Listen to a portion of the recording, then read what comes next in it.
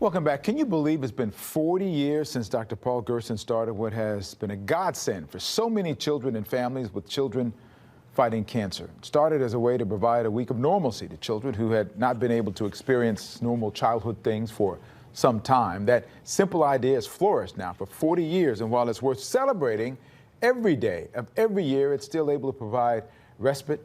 It's particularly exciting to celebrate this year, 40 years. Dr. Paul Gerson is here this morning along with Doug Suggett, the Periwinkle Foundation Executive Director. Good morning to both of you. Good to see you. I'm glad to be here. Thank you. What a great legacy this has been. Take me back 40 years ago, a little bit before 40 years ago, that motivated you to say, we need to have this. Yes. The motivation comes actually from my time as a resident in radiology at MD Anderson Hospital. I had just gotten out of the Air Force in 1968, and I went to MD Anderson in order to train in radiology. That took me up to the children's floor multiple times. And in 1968 to 1972, when I was there, those were tough years in pediatric oncology. There were very few successes in the treatment of cancer in children at those years. For perspective, the most common malignancy in children is leukemia and lymphoma. And in those days, there was about a 5% survival rate. So I would go up to that floor, and I had 3 small sons of my own. And I could usually last about 15 minutes before I would go to the phone and call my wife and find out how our children were. And the thing that kept coming into my mind was, we have to do better than this.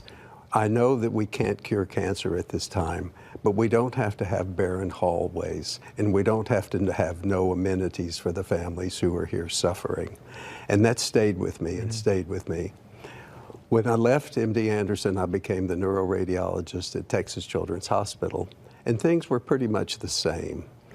And as time wore on, my sense that we needed to do more for these children than just diagnosis and treatment just built and built until one day in 1982, my mother called me and said that she had just read an article in the Houston Post, and it was about a camp for children with cancer in New York that had been sponsored and provided by Paul Newman.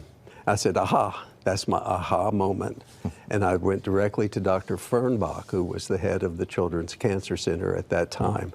And I said, Dr. Fernbach, they have a camp for children with cancer in New York, and we need to do that too.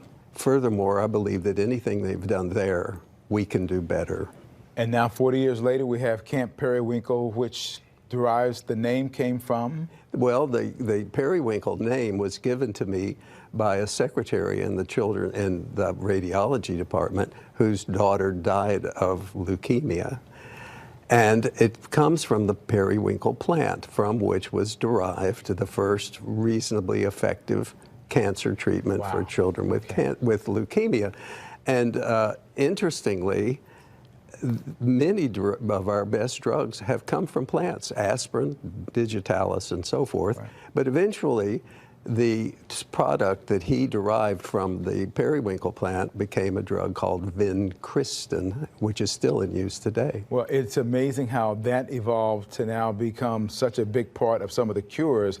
Doug, talk to me about what this camp provides and how the foundation's involved in making sure it continues. Yeah, this camp provides life for these kids. It gives them a chance to get out of the hospital or get out of their house, which a lot of them have been isolated for a number of reasons, and just be kids. As Dr. Gerson and I have talked about before, they see their doctors in a different light now, and the doctors see the kids, as he says, as children, and it's where the magic happens. And one thing I've always admired and really enjoyed seeing is the stories about when the kids go to camp, and I see the interaction and how much they love being there and being with each other. But the magic happens when they get back to the hospital. A lot of the doctors notice the optimism and their outlook on life and so forth, and it's a key part of the treatment process. So some of their doctors come to the camp as well, or to hang out with them and be able to see them do the kind of activities we're seeing in this video? That's correct. There's a number of doctors. Dr. Zoanne Dryers, our medical director from Texas Children's Cancer and Hematology Center, and there's a number of amazing staff members from TCH that come out and are a part of the camp and facilitate the medical side of what needs to be done. These kids get chemo there and so forth. They get to be kids. 40 years. Anything special for you this year as opposed to the previous 39? What are you doing differently? Nothing. I want to do everything I've always done. I've never missed a camp in 40 years, and I want to make sure I'm there this year.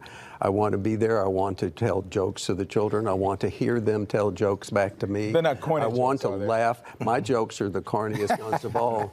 But the fact of the matter is that being at camp for the children, for me, and for all of the staff is a life-changing experience, and it happens every single time. How can people get involved with Camp Periwinkle Foundation? Yeah, they can go to the Periwinkle Foundation website, periwinklefoundation.org. We've got numerous ways to volunteer. We've got amazing events that come up to help raise funds for these kids. All of our programs, Camps Art Survivor programs, are all free of charge. And our previous board president said it best: these kids have already paid a pretty steep price for admission. So our job is to make sure that they are there free of charge and have everything they need for the week while they're there. Can't say it any better than that, Doug Suggett. Dr. Gerson, thank you so much for what you both are doing to make sure that our children can find some sort of normalcy in these very trying times. In their All lives. of us. Appreciate Thank it. you for having me you. here. Thank you.